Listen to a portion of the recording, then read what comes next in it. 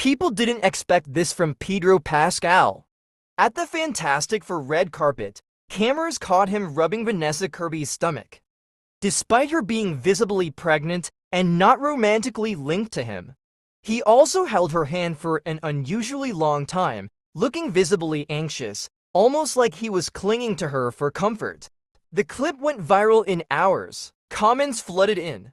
Why is he touching her like that? Is this PR or something else? This man has hot girl anxiety. That phrase stuck. Hot girl anxiety. It started as a meme but quickly turned into something more. People weren't laughing with Pedro anymore. They were laughing at him. The same vulnerability that once made him relatable was now being used to mock him.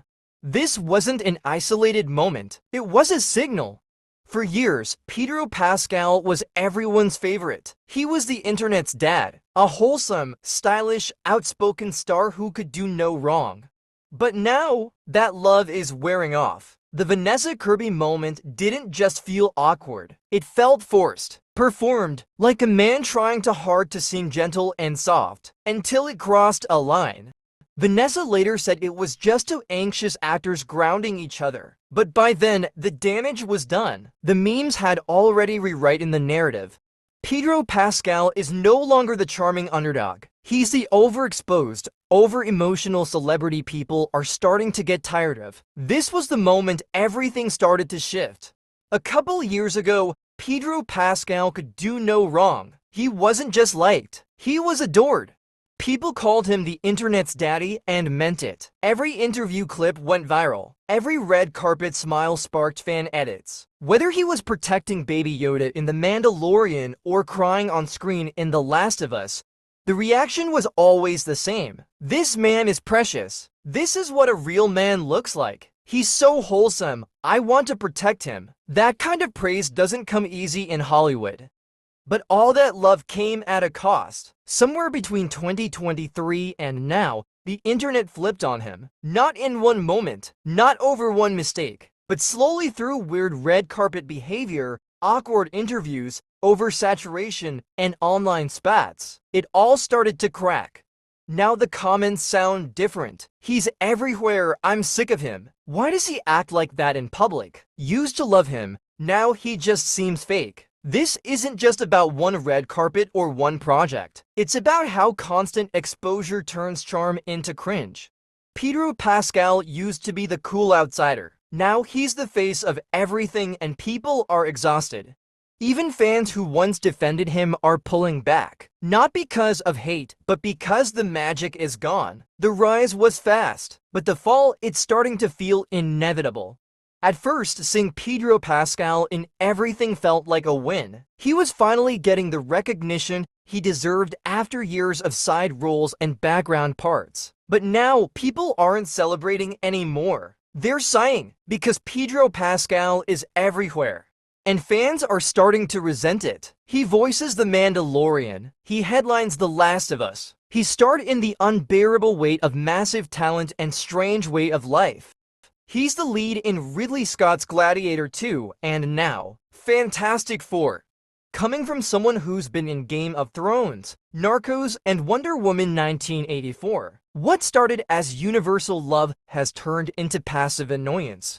This is the moment where things stopped being funny and started getting uncomfortable. That Fantastic Four red carpet wasn't just awkward, it became a cultural punchline. Pedro Pascal and Vanessa Kirby walked in holding hands. Then came the viral moment. He gently rubbed her pregnant belly. No context, no explanation. Cameras caught everything. Online, people didn't know what to make of it. Some said it was sweet. Most thought it was weird. And then the memes started rolling in. Pedro Pascal has hot girl anxiety. He's giving clingy ex-boyfriend energy. This isn't cute anymore. It's just uncomfortable. People started mocking his emotional presence instead of celebrating it. Even Vanessa Kirby had to step in, saying the interaction was just two actors grounding each other in a high-pressure moment. But that didn't really help, because the internet had already decided.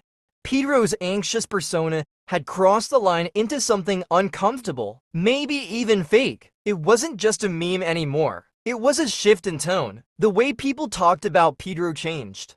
Pedro Pascal wasn't afraid to take a side, and when it came to the ongoing gender debate in media, he picked his side loud and clear against J.K. Rowling. It started when Rowling tweeted in support of a legal decision in the UK that defined women based on biological sex. Pedro didn't hold back. He reposted her tweet with a single sentence. "You are a heinous loser." 3 words, but they detonated like a bomb. Immediately, fans and critics clashed in the replies. Some praised him for defending trans rights. Others called him aggressive, disrespectful, and performative.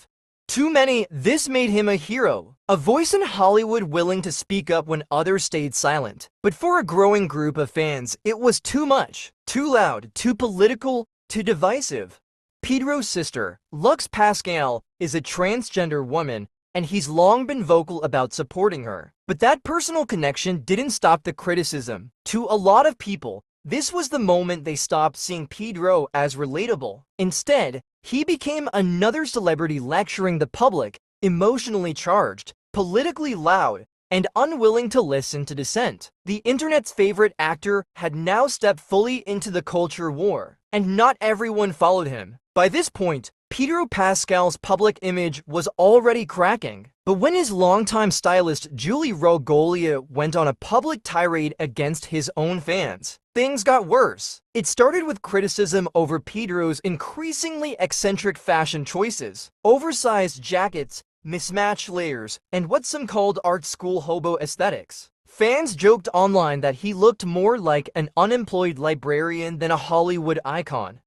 The backlash was immediate. People weren't just mocking Pedro's outfits anymore. They were calling the whole thing elitist, fake, and arrogant. You dress like that and expect us not to laugh? So now we're stupid because we don't like wrinkled trench coats. Within weeks, Pedro cut ties with Rogolea. No public statement, no apology, just silence. Fans noticed, and they talked. To many, it looked like damage control. To others, it felt like proof that even his inner circle couldn't hold it together anymore. And it wasn't just about clothes. It was about perception. People were starting to wonder, is this the real Pedro Pascal, or a carefully curated product that's falling apart under pressure? Just when things were already spiraling, Pedro Pascal made another move. And it wasn't a popular one. During peak backlash against actress Rachel Zegler, Pedro publicly voiced his support for her. It might have seemed like a small gesture, but the timing, terrible. Zegler was under fire for several reasons. Arrogant press interviews, tone-deaf comments about classic films like Snow White, and generally coming across as someone completely detached from the fans she was supposed to connect with. Online, people weren't just criticizing her. They were done with her. And then Pedro stepped in. He liked posts defending her. He followed her during the peak of her backlash. To the internet, it was clear. He was standing with Rachel. That was all it took. Fans saw it as another example of Pedro aligning himself with Hollywood's most disconnected, self-righteous personalities. He always supports the people everyone's tired of. This wasn't the first time people had started to question who Pedro really was.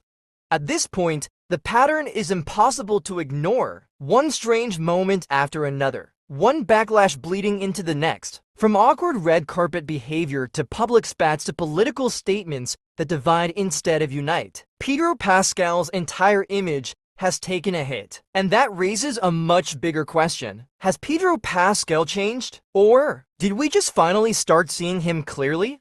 Fans are starting to ask hard questions. Was this all an act? Did he just play the role of the lovable guy until it stopped working? Or is the internet just being cruel again, the way it always turns on people it once loved? The truth might be somewhere in between. Pedro didn't necessarily change, but fame changes how people look at you. When you're on every talk show, in every magazine, starring in every franchise, there's no space left for mystery. And without mystery, charm dies fast. The more he talked, the more people started picking him apart. The more projects he took, the more people saw him as replaceable.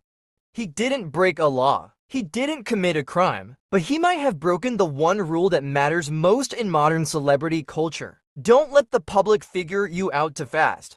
He's walking into the biggest film of his career at a time when the public seems more divided on him than ever. The same fan base that once made him a pop culture icon is now questioning everything, from his choices to his personality to his authenticity. So the question is simple but brutal. Can he win people back, or is he already too far gone? Hollywood is full of redemption stories. Actors fall out of favor all the time and come roaring back with one perfect role. But in Pedro's case, the challenge is different. He's not coming back from a scandal. He's coming back from oversaturation, image fatigue, and cultural backlash, a slow, public unraveling that's harder to fix than any one headline. To pull it off, he'll have to do more than act well. He'll have to change the way people feel about him. That's not easy, because once the internet decides you're a parody of yourself, it rarely lets go. There's still a lot of talent left in Pedro Pascal, but now, the charm that once made him a star might be the exact thing that holds him back. Only time will tell if Hollywood's former favorite can stop the free fall, or if Pedro Pascal is already the next name on the list of stars the internet built up just to tear down.